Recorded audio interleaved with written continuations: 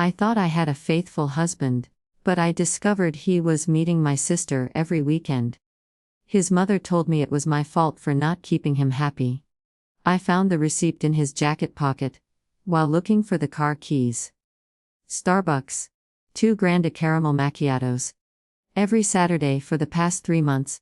According to the credit card statement I pulled 30 seconds later with shaking hands. Jake only drank black coffee. He said flavored drinks were too sweet, like drinking candy. So who was drinking the caramel macchiatos? I told it was innocent. A coworker. A friend. I almost convinced until I noticed the location. The Starbucks on Maple Street, 3 blocks from my sister Vanessa's apartment. My chest went cold. I sat on our bedroom floor with his credit card statement printed out, highlighting every Saturday purchase. Starbucks at 10 a.m. Lunch at that Italian place Vanessa loved at 12:30 p.m. Sometimes a movie theater charge at 3 p.m. A pattern so obvious I felt for not seeing it sooner. Jake told me he spent Saturdays at the gym, then running errands, then decompressing because work was stressful. I believed him because I trusted him. Because he was my husband of 4 years. Because Vanessa was my sister, and sisters don't do that to each other. Except mine did. I confronted him that night. No build-up, no strategy. Just walked into the living room, where he was watching a game, and dropped the statement on his lap. Who is she? He looked confused at first, then his face changed. Not guilty. Defensive. It's not what think. That phrase. That cliché phrase that means exactly what think. Then tell me what it is. I said. My voice sounded calm. I felt like I was having a heart. He sighed like I was inconveniencing him. I've been meeting Vanessa. She's been having a hard time, and she needed someone to talk to. I didn't tell because I knew'd overreact. Overreact. I repeated the word slowly. Been secretly meeting my sister every weekend for months. And I'm overreacting. Nothing happened, Lauren. We just talk. Then why hide it? He didn't have an answer for that. Or he did. But he knew saying it out loud would prove my point. I called Vanessa immediately. She picked on the first ring, which somehow made it worse, like she'd been waiting. Is it true? I didn't even say hello. Silence. Then, Lauren, I can explain. Sleeping with my husband. No. She said it too fast. God no, we're just friends. He's been helping me through some stuff. What stuff? Never mention stuff to me. I'm your sister. Exactly, she said. And her voice had this edge to it I'd never heard before. My perfect older sister, who has the perfect husband, and the perfect house and the perfect. Do know how exhausting it is being around. Jake gets it. He actually listens without making everything about how great your is. I felt like she'd slapped me through the phone. So this is my fault. I didn't say that. Absolutely said that. She hung on me. Jake slept on the couch that night. I didn't sleep at all. I lay in our bed, staring at the ceiling, replaying every interaction between him and Vanessa. Every family dinner where they sat next to each other. Every holiday, where she'd laugh just a little too hard at his jokes. Every time he'd volunteer to pick her from the airport or help her move furniture. I'd been so proud of how well they got along. The next morning, I called his mother. I needed someone to tell me I wasn't crazy, that this was wrong, that my feelings mattered. Susan. Did know Jake's been spending every Saturday with Vanessa. There was a pause. Too long. He mentioned they'd gotten coffee a few times. Every week. For months. Without telling me. Another pause. Lauren, honey. Have considered that maybe he's seeking connection elsewhere, because he's not finding it at home. I actually pulled the phone away from my ear and looked at it, like I'd misheard. What? I'm not saying what he did was right, Susan continued, her voice gentle but firm. But marriage is work. Men have needs. Emotional needs, not just physical ones. Have been meeting those needs. Or have been too busy with your career. Your friends, your hobbies. I work 3 days a week. Jake works 5. I cook dinner every night. I plan date nights. I'm just saying. Might want to look at your part in this before make it into something it's not. Vanessa is family. They're allowed to be friends. In secret. Meeting every single weekend. Maybe it was a secret because he knew'd react exactly like this. Jealous, controlling. I hung. My hands were shaking so hard I dropped the phone. Jealous, controlling. My fault. I spent the whole day in a fog. When Jake came home from work, he found me in the kitchen, staring at the wall. We need to talk, he said. I already talked to your mother. She made your case for. He winced. I didn't ask her to say those things. But told her about Vanessa. Who've been talking to everyone except me. Because make everything so difficult. The words exploded out of him. I can't breathe around, Lauren. Everything has to be perfect. Everything has to be your way. Vanessa doesn't do that. She just lets me exist. There it was. The truth under all the excuses. So leave, I said. If I'm so suffocating, leave. I don't want to leave. I want to understand. Understand what? That my husband and my sister have been having an emotional affair behind my back and everyone thinks it's my fault for not being good enough. It's not an affair. We're friends. Friends don't lie. Friends don't sneak around. And friends definitely don't your wife feel crazy for being porn. He left again, back to the couch, or maybe to his mother's house, or maybe to Vanessa's apartment. I didn't know. I didn't ask. I just sat in the kitchen and realized I was completely alone. My husband chose my sister. His mother chose him. And somehow, in everyone's story, I was the villain. I was the problem that needed fixing. I was the reason my own marriage was falling apart. And the worst part? Some tiny, broken part of me wondered if they were right. I started checking his phone. I know how that sounds. Controlling. Paranoid. Exactly what his mother accused me of being. But I couldn't stop. Every time Jake showered, every time he fell asleep, every time he left his phone on the counter for just a moment, I grabbed it. His passcode was our anniversary. The irony wasn't lost on me. The texts with Vanessa went back 10 months. 10. Not 3 like the credit card statements showed. They'd been talking long before the coffee dates started. Get me in a way Lauren never has. Vanessa had written in April. She means well, but she doesn't understand what it's like to feel stuck. Jake replied. Sometimes I think married the wrong sister lol. Vanessa sent at 2 a.m. one night. 2 a.m. While I was sleeping next to him. Don't say that. Jake wrote back. But he didn't say she was wrong. He just said don't say it. I scrolled through hundreds of messages. Inside jokes I wasn't part of. Complaints about me. Lauren's in one of her moods again. Lauren doesn't want to go out tonight. She never wants to go out. Sometimes I miss being with someone spontaneous. Someone spontaneous. Like Vanessa. The messages weren't. That almost made it worse. They were intimate in a way that felt more invasive than physical cheating. He shared his dreams with her. His fears. The things he used to share with me before we got married, before got busy, before I apparently became someone he had to escape from every Saturday. I found a message from 2 weeks ago that made me physically sick. Lauren asked where I was today. I told her the gym. I lying to her but I don't know how to explain us without making it sound bad. Jake wrote. It's only bad if we make it bad. Vanessa replied. We're not doing anything wrong. Just 2 people who understand each other. I know. She could be more like sometimes. Less rigid. More fun. I read that message 12 times before I in the bathroom sink. Less rigid. More fun. I looked at in the mirror. I was 32 years old. I'd gained 15 pounds since the wedding but I was still pretty. Still young. Still the same person Jake claimed he couldn't live without when he proposed. What had changed? When did I become the obstacle instead of the partner? I called my best friend Michelle at midnight. She answered immediately because that's what best friends do. He's been meeting Vanessa every weekend for almost a year. I told her. The words felt surreal. Everyone thinks it's my fault. His mom. Him. Even Vanessa thinks I deserve this because I'm too perfect or something. That's insane, Michelle said. Or not perfect. Or organized. There's a difference. Apparently not to them. What are going to do? I wanted to scream. I wanted to destroy something.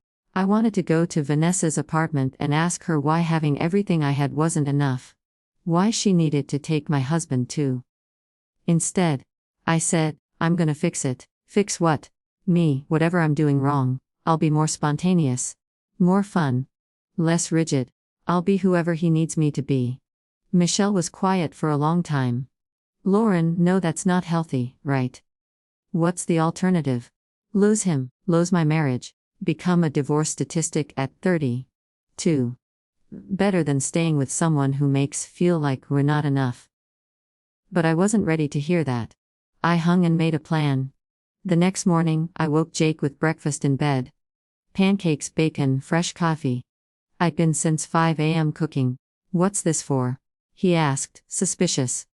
I've been thinking about what said. About me being difficult. I want to change. I want to be better for Pan. Something flickered across his face. Relief. Guilt. Don't have to change, Lauren. But I do. If we're seeking connection with my sister, then clearly I'm not giving what need. So tell me. What do need? He sat in bed, looking uncomfortable. I need to trust me. To not interrogate me about where I've been or who I'm with. I need space to breathe. Space to continue seeing Vanessa, he meant.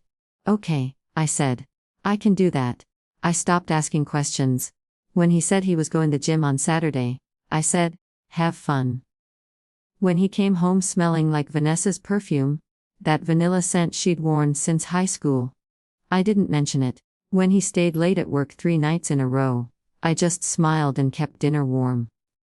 I was dying inside, but I smiled. I went to Vanessa's apartment one afternoon when I knew she'd be home. She opened the door looking startled. Lauren, hi. Can we talk? She let me in reluctantly. Her apartment was exactly how I remembered it. Messy but cozy. Plants everywhere. Photos of us as kids on the bookshelf. She hadn't taken them down yet. I'm not here to, I said. I just want to understand. Why him? Why my husband? Vanessa sat on her couch and pulled her knees to her chest. She looked younger like that. Vulnerable. I didn't plan it, she said quietly. He started texting me after Mom's birthday party last year. Just funny memes at first, then real conversations. He made me feel seen, no. Like I mattered. Matter to me. No, I don't. She said it without malice, just stating a fact. I'm your baby sister. The one who dropped out of college and can't hold down a job. Love me, but don't respect me. Jake does. So we're taking my husband because of a self-esteem issue. I'm not taking him. We're friends, that's all. Friends don't meet in secret every week. Friends don't text at 2 a.m. Friends don't make someone choose between their wife and their friendship. Vanessa's eyes filled with tears. He talks about leaving sometimes. The room tilted. What? He doesn't say it directly, but I can tell. He's unhappy, Lauren. Exhaust him. He stays because of obligation, not because he wants to. I stood. My legs felt numb. If he wants to leave, he can leave. But he doesn't get to me while he makes his mind. And don't get to pretend you're innocent in this. I never touched him. Vanessa said desperately. Not once. We've never even hugged. Don't have to touch someone to betray them. I left before she could respond. I drove home in a daze, parked in the driveway, and sat there for an hour trying to breathe. He talks about leaving sometimes. That night, Jake came home late again. I was waiting in the living room. We need to end this, I said. End what? This limbo. Want Vanessa. Go be with Vanessa. But stop making me compete for my own husband. Stop making me feel crazy for wanting basic honesty and respect. I don't want Vanessa, he said, but his voice lacked conviction. I want the old pawn. I am the old me. I'm the same person married. I just have the audacity to be that or emotionally cheating with my sister. It's not cheating. Then why does it feel exactly like cheating? He didn't answer. He went to the bedroom and closed the door. Not slammed. Just closed. Like I wasn't worth the energy of anger. I slept in the guest room that night. And the next night. And the one after that. We stopped talking except for logistics. Did pay the electric bill.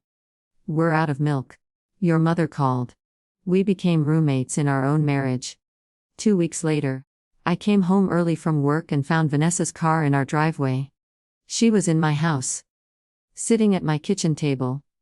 Drinking coffee from my mugs. Jake was laughing at something she'd said. Really laughing, the way he used to laugh with me. They both froze when they saw me. Lauren, Jake started. It's not. Get out, I said to Vanessa. My voice was calm, empty. Get out of my house. Ooh, we were just talking. Vanessa said, but she was already standing, already grabbing her purse. Been just talking for a year. In coffee shops, in restaurants, in movie theaters.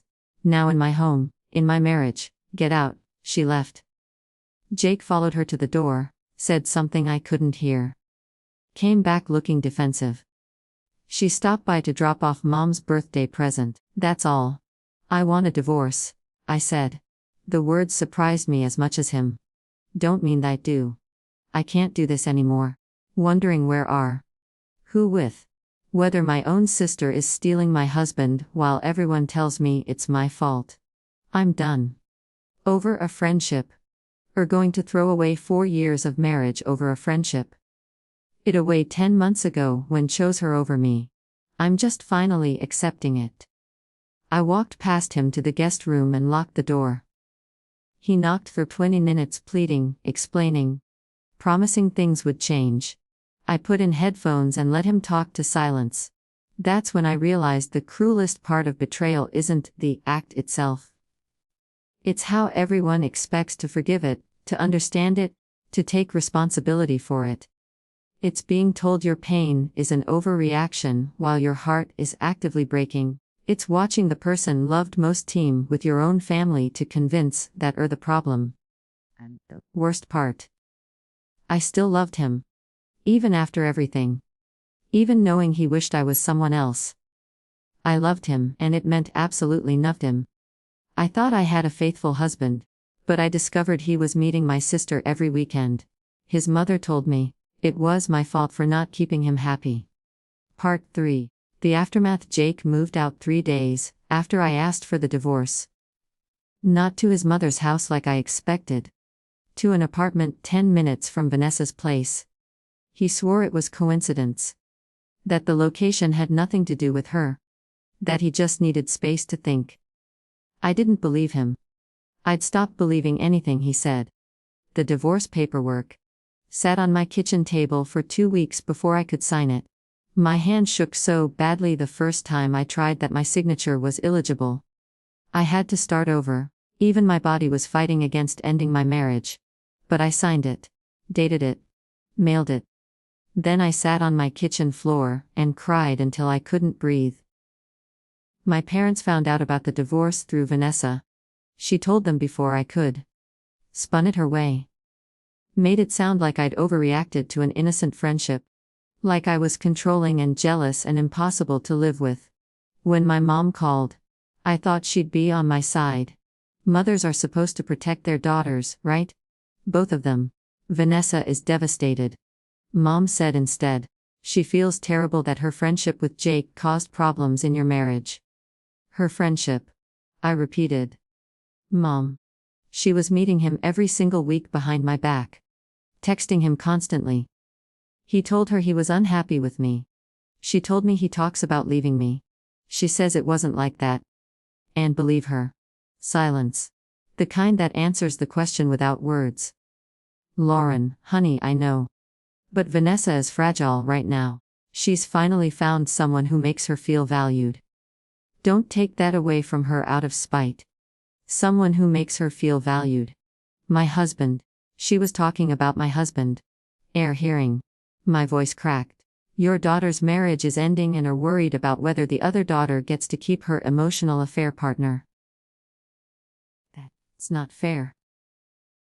None of this is fair. I didn't do anything wrong and everyone is treating me like the villain. Even Ba. I'm not taking sides. Yes. Not taking a side is taking their side. I added my mother to the list of people I'd lost in the divorce. Dad called an hour later, but I didn't answer. He left a voicemail asking me to be reasonable, to think about the family, to consider forgiveness. Forgiveness. For what? For being betrayed. For having feelings. For expecting my husband to prioritize me over my sister. I blocked them both. The worst part wasn't the divorce itself. It was watching Jake and Vanessa's friendship blossom into something more the second the ink dried on the papers. They weren't even subtle about it. 2 months after he moved out, I saw them at the grocery store together. Shopping. Like a couple. He was pushing the cart. She was laughing at something on her phone, showing him the screen. Casual. Comfortable. Like they'd been doing this for years. Maybe they had been. They didn't see me. I left my cart in the middle of the aisle and walked out. Sat in my car and watched them load groceries into his trunk through my rearview mirror. She touched his arm while she talked. He smiled down at her the way he used to smile at me. I drove home and 3 months post-divorce, they made it official. Vanessa posted a photo on social media. Her and Jake at some restaurant, holding hands across the table. The caption said, "Sometimes the right person was there all along, just had to be brave enough to see it." Brave. She called stealing her sister's husband brave. The comments were worse. Friends congratulating them. Family members saying they looked happy together. His mother commenting with heart emojis. One person, Michelle, commented, "This is..." She was deleted and blocked within minutes.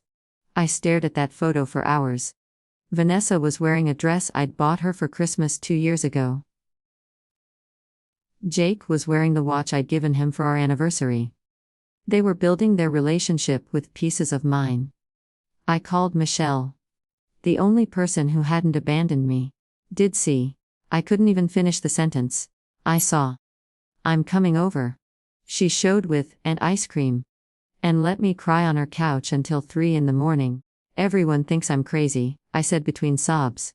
His mom, my parents, mutual friends, they all act like I ruined a perfectly good marriage over nothing. Because he told them that. Michelle said. And Vanessa backed him. They rewrote history to make themselves the heroes and the villain. It's what cheaters do. They say they never cheated.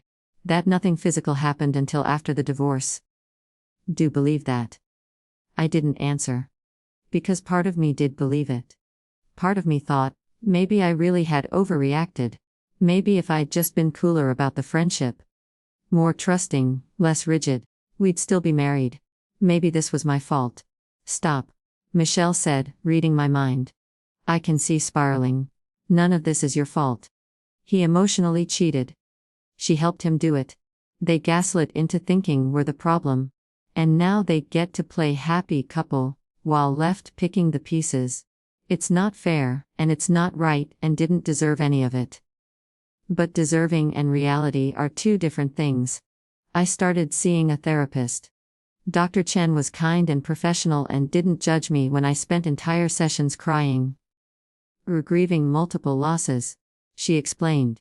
Your marriage, your sister, your in-laws, your parents' support, your identity as a wife. That's complicated grief. It doesn't follow a timeline. When does it stop? Eventually. But first have to stop blaming. That was the hardest part. Untangling what was real from what they'd convinced me was real. I wasn't perfect.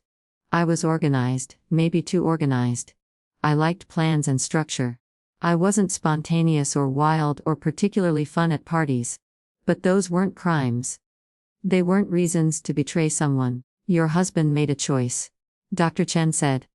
He chose to confide in your sister instead of. He chose to hide it. He chose to let believe we're the problem instead of taking responsibility for his actions. Those were his choices, not yours. I wrote that down. Read it every morning. Tried to believe it. 6 months after the divorce, Jake and Vanessa got engaged.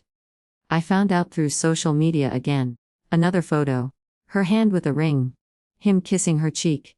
The caption, he put a ring on it. Can't wait to marry my best friend. My best friend. They were using couple cliches that belonged to me. That he'd said to me. The wedding was planned for the fall. A small ceremony, family only. I wasn't invited, obviously. But my parents were going. They called to tell me, like I needed the warning. We hope understand. Dad said. Vanessa is our daughter too. We can't boycott her wedding. I'm your daughter too, I said. And didn't protect me when she destroyed my marriage. She didn't destroy anything. And Jake had problems. We had problems because he was emotionally involved with someone else. Because she encouraged it. Because everyone around us enabled it. Lauren, at some point have to let this go. Let it go. Move on. Forgive. The advice of people who've never been betrayed. I'm not going to call anymore. I told him. If want a relationship with me, I'll have to try. Actually try. Not just tell me to get over it so can pretend we're one big happy family again. He sighed. We're being stubborn. I'm being honest. There's a difference. We haven't spoken since. I didn't go to the wedding. Obviously. But Michelle sent me a photo someone had posted online. Vanessa in a white dress. Jake in a gray suit. His mother beaming between them. My parents in the front row, smiling. Everyone looked so happy. Like I'd never existed. Like our 4 years of marriage were just a trial run for the real thing. Like I was the placeholder until he found the sister he actually wanted. I deleted the photo. Deleted social media completely. Stopped torturing with their happiness. But the damage was done. I haven't dated since the divorce. Can't imagine trusting someone again. Can't imagine introducing them to my family. Because what family? Can't imagine building something real, when the last real thing I built was demolished by the people closest to me. I see Dr. Chen twice a week now. We're working on self-worth. On boundaries. On understanding that other people's cruelty doesn't define my value. Some days I believe it. Most days I don't. I ran into Jake's mother at the pharmacy last month. She saw me and hesitated, like she wasn't sure whether to acknowledge me or pretend I was a stranger. She chose acknowledge. Lauren. How are, Susan? Good. Really good. Jake and Vanessa just bought a house. Did hear? Why would I hear? Why would she think I'd want to know? No. I said. I didn't. They're so happy together.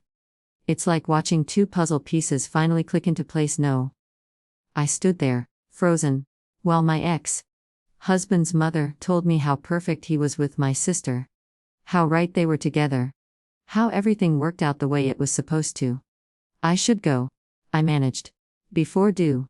She touched my arm. I want to know I don't blame for being bitter. Divorce is hard. But maybe one day I'll see that this was all for the best. Jake needed someone different. Someone who could make him happy. Someone who could make him happy. Like I'd failed at the one job a wife supposedly has. I pulled my arm away. Right, Susan. This was all for the best. Now I know exactly who he is. Who my whole family is. And I'm better off without any of. Her face changed. Surprised. Offended. That's unfair. No. What's unfair is blaming me for my husband's betrayal. What's unfair is watching everyone celebrate a relationship that was built on lies and secrecy and my pain. What's unfair is standing here, listening to tell me I should be grateful that my marriage ended so your son could be happy. I walked away before she could respond. Before I said something worse. Before I broke down in the middle of the pharmacy. I'm 33 now. Single. Estranged from most of my family. Living in the house I once shared with Jake, though I've repainted every room and replaced every piece of furniture that reminded me of him. Some people tell me I should move. Start fresh somewhere new. But this is my house.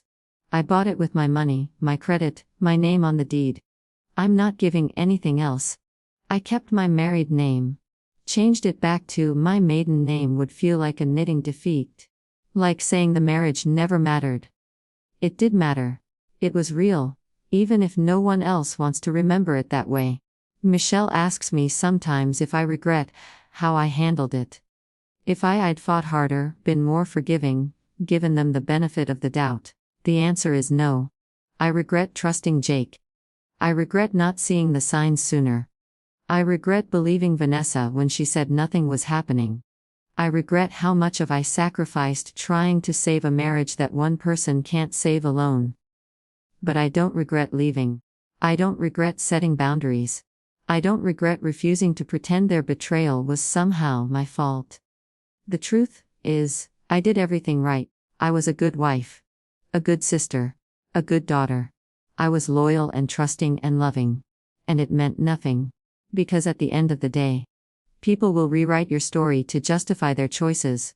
They'll convince themselves and everyone else that deserved what happened.